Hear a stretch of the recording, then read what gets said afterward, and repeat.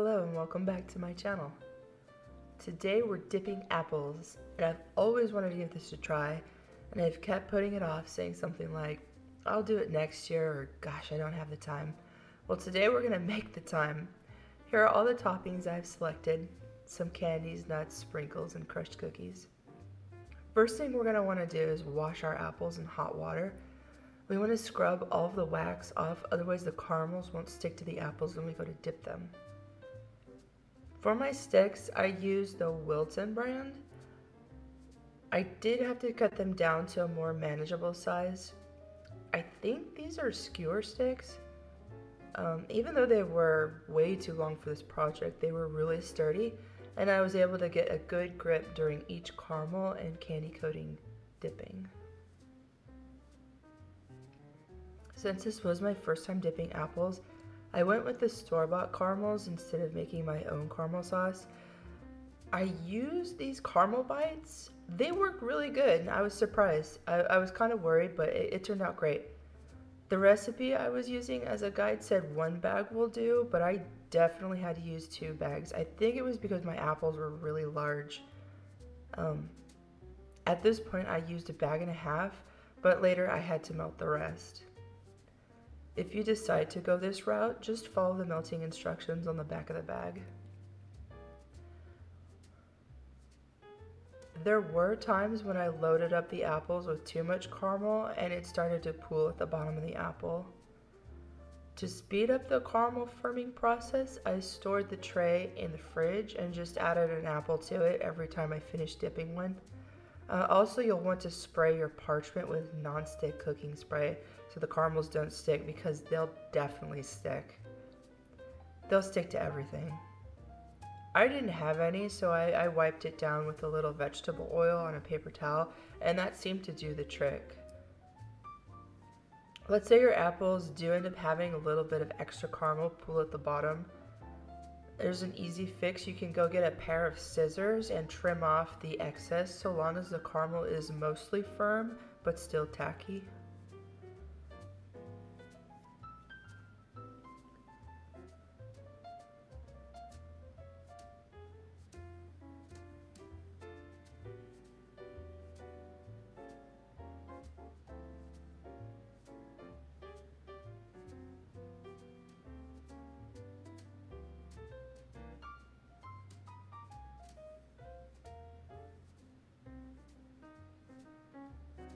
Doesn't that look delicious?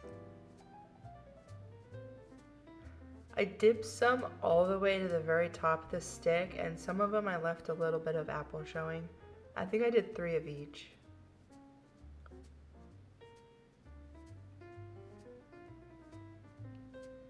As you can see, they're really close together on that cookie sheet. Those are big apples.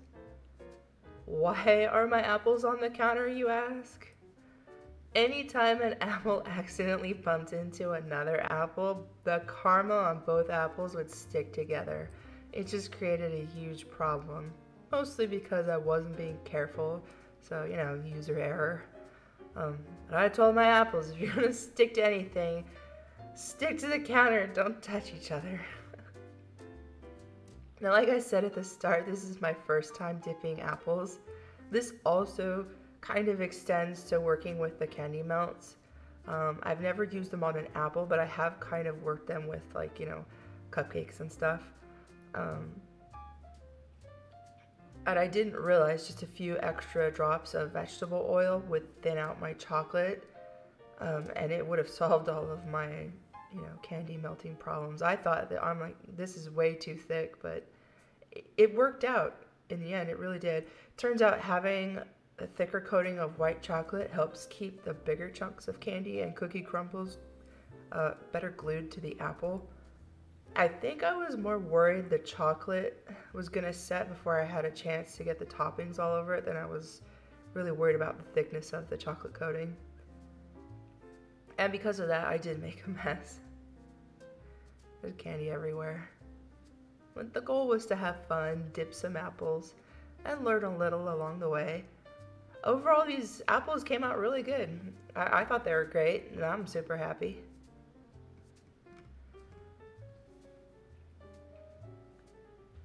My favorite apple would hands down have to be the apple pie flavored apple.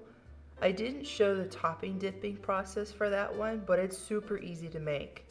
The apple is coated in caramel, then white chocolate, just like these, then rolled in a mixture of sugar, brown sugar, and cinnamon. It sounds really plain and uninteresting, but if you try it, I think you'll be surprised because it really does taste like an apple pie.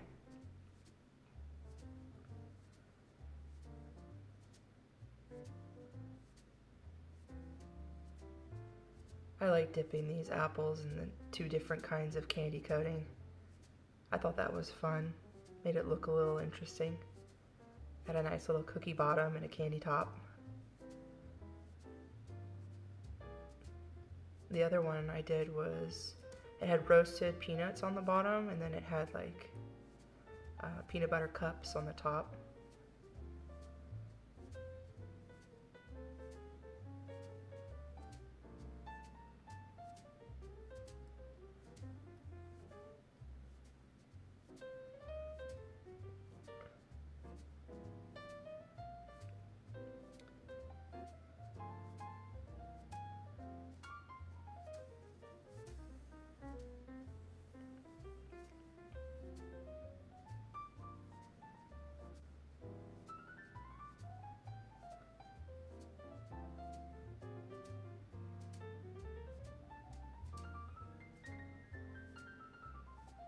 I like this apple a lot.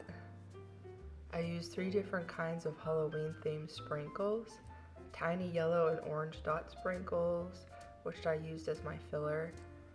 Little white ghosts with black sprinkles, that was fun and kind of cute. All over the apple. Classic cupcake sprinkles, the flat circles in green, purple, and orange.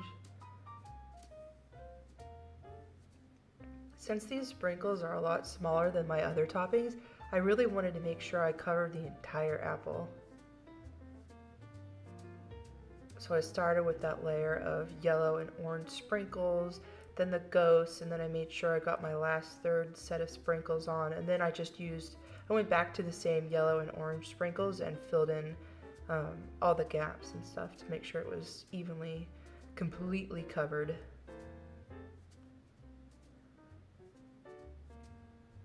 I hope this video inspires you to take the apple dipping plunge yourself if you haven't already. If you are going to or have made one of these delicious treats yourself, I want to hear about it. Tell me how you decorated your apples and if it was a gift for someone special or just a fun sweet treat for yourself.